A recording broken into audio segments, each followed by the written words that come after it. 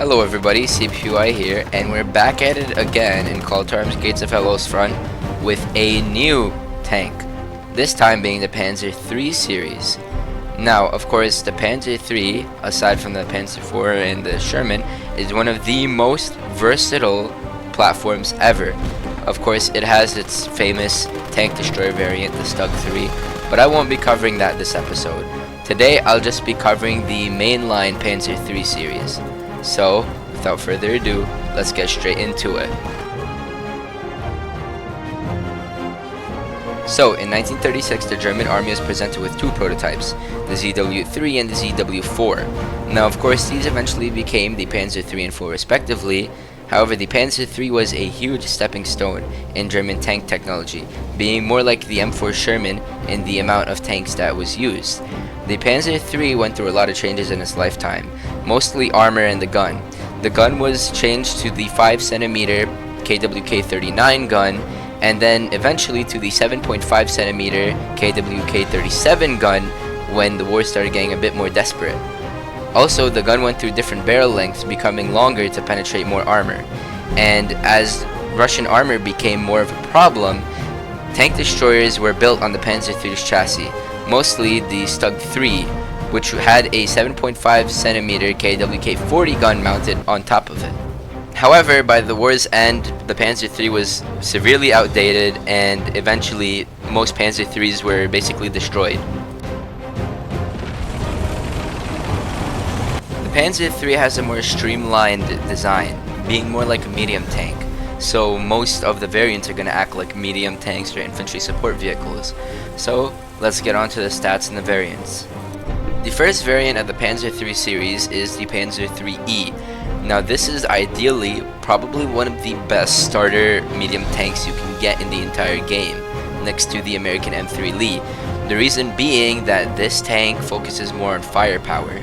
With a dual MG34 Panzerlauf in the turret for the coaxial machine gun, a 3.7cm KWK-36 L45 gun, and a hull machine gun, this tank is really just an ideal infantry support tank and fills out more of those medium tank roles. On top of this, this tank has about 10 to 30 armor on both the hull and turret and is manned by a crew of 5. This tank can go about 40 kilometers an hour.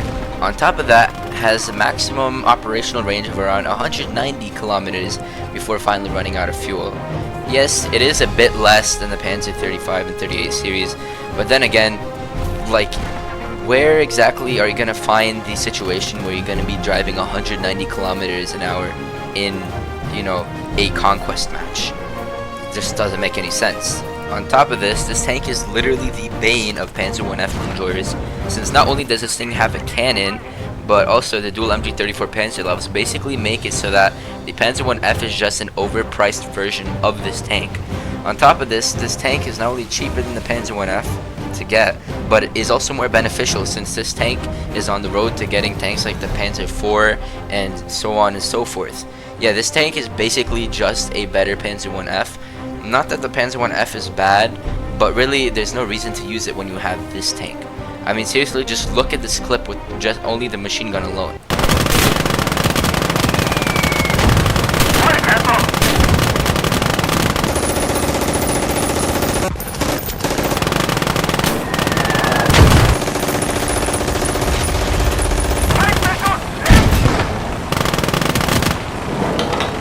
Yeah, if that didn't show you that this vehicle is an insanely good tank early war, then I don't know what will.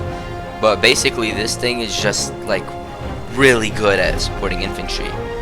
That's a big theme with a lot of early German vehicles now in CTA, don't you think? I'll quickly brush over the Panzer III Ausf F. It's basically just an Ausf E with a 5cm KWK-38 cannon. This is very good for infantry support and tanks, and it has to sacrifice a machine gun to get this. So now next up we have two pretty similar tanks. We have the Panzer III Ausf H and the Panzer III Ausf J. Now I'll go over the Ausf H first. So basically this is like the evolution of the Ausf F. It has more armor, so about 10 to 60 on the hull and 10 to 35 on the turret. Same operational range, same crew as the rest of the Panzer IIIs, but still maintains that 5cm KWK-38 cannon. This is basically like your ideal type of medium tank. I know I say that a lot, but this really is. It's affordable. You can get 1 to 2 of them, and on top of this, like, you can get them fairly easy. So there's those benefits. And yeah, these tanks are pretty nice at what they do, both of them, both the Ausf H and J.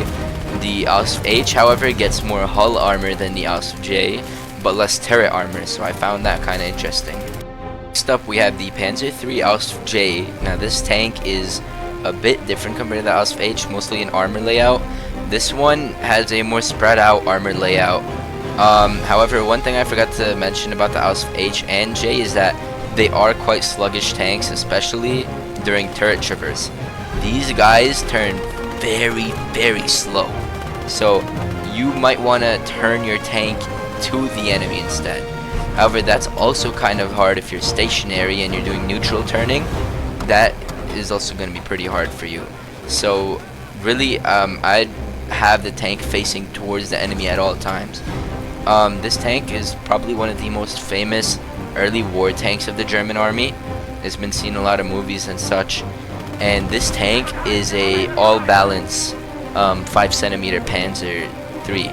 Essentially, this tank is like the avatar of the Panzer IIIs. It balances everything pretty perfectly. Armor is good, speed is good, the gun is also surprisingly very good. So this tank really is just also, again, I know I say this a lot, but the ideal medium tank for the German army. Note that the 5cm KWK-38 cannon is very similar to the 45mm cannon seen on most Soviet vehicles, especially vehicles like the BT-5 and BT-7. Yeah, this cannon has a good splash radius while also maintaining a good amount of penetration and cannon ammo. Next up is basically the Ausf J on steroids. This is the Ausf J L60, or for my enlisted players, the Ausf J1. And essentially, this is a Panzer III Ausf J with a longer 60 length barrel. This barrel is basically able to penetrate tanks by the likes of the T-28 and maybe even the T-34. And essentially, this is more of the better version of the Ausf J. It's much better at precision shooting. Its gun is extremely accurate and can basically dispatch any units that you'll see. On top of this, it gets additional armor in the form of tracks, so you have a higher survivability chance in the case of a shell hitting any of the tracks. Next up, we have the Panzer III Ausf L. Essentially, this variant is a beefed up Ausf J1 with additional armor on the turret and the hull. This allows it to dodge or basically splash off 45mm shells from early Soviet cannons and maybe even 76 cannons. Of course, that's in the case that, you know, it's a short-barreled 76 cannon like the T-28 or maybe even the M4 Sherman's short-barreled 75. But other than that, this tank is essentially a beast, more like a heavy tank version of the Panzer III. It does have another variant in the form of the Ausf M, and I'll get to that in a bit. But so far, this tank is very good, and I'd actually recommend for you to use it late war, since its armor can actually be used more like a scout tank or an infantry support vehicle to be able to allow infantry to move up on heavily defended positions. Because, of course, gun beats flesh any single day. On top of this, I forgot to mention that the armor on the hull and turret is spaced armor, basically allowing it to almost survive any anti-tank weapons that are shot at it frontally. So there's that. Next up, we have the Panzer III L Flam. Now this is essentially, as the name states, a Panzer III L, but rather than the regular 5cm KWK-38 gun, it's replaced with a 14mm Flammenwerfer flamethrower. This is probably one of the best close-range support tanks. Essentially, this thing will mow down any infantry units you see, and of course, with how realistic Flame is in Call Times Gates of Hell, basically it will keep the enemies burning and they'll eventually die. There's almost no way to dodge flamethrowers in Gates of Hell other than just not being in front of them. So if you ever want to feel like you're back in Vietnam, or maybe just in Helldivers 2, well, the Flam's the right one for you. Next up we have one that, I'm going to quickly brush over. This is the Panzer III Ausf. Essentially, this vehicle is literally the same exact thing as the Aus L, just with a bit more additional armor, or side skirts, or Schützen as the Germans call it, on the sides of the tank and the turret. Now essentially, the whole idea of this back in World War II was, if the enemy shoots a anti-tank weapon that uses a shaped charge or a heat round or anything, it'll have to go through this little plate before eventually hitting the crew, which was believed to bring down the damage of the tank. Of course, in Gates of Hell it kind of works like this too, except more like more armor. Basically, just it completely blocks anti-tank rifles, and it does give the tank a surviving chance against AT weapons. Then again, at the end of the day, like, are you really going to be using this in late war? Because I mean, you already have the Panzer IV-H, which has a better gun than this one and gets the same exact stuff. I think the only difference between this tank and the Panzer IV-H is that this tank is a bit cheaper and the gun is worse. The 5cm KWK-38 at that stage cannot even penetrate any of the regular tanks that the Panzer IV is penetrating. And overall, I'd pick the Panzer IIIL instead of this tank, since the Panzer IIIL is just cheaper. And now we have the Panzer III Ausf. Essentially, this variant is way better than the Ausf because of that 7.5cm cannon. Yes, it's not going to be able to kill a lot of tanks that much, especially since it doesn't even have access to APC, BC, HE, only 2 different types of heat rounds and high explosive. However, this thing is a monster when coming into contact with infantry. Essentially, the big splash damage of that short-barreled 75mm cannon is enough to send any infantry flying the other way. So yeah, I'd definitely start using this thing if I were you. I think the only bad thing about this tank is, unlike the Panzer IIIM, it doesn't really have the side skirts, only on the turret really.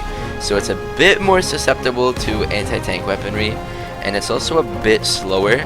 But other than that, like, I would definitely be using this thing over the Panzer IIIM.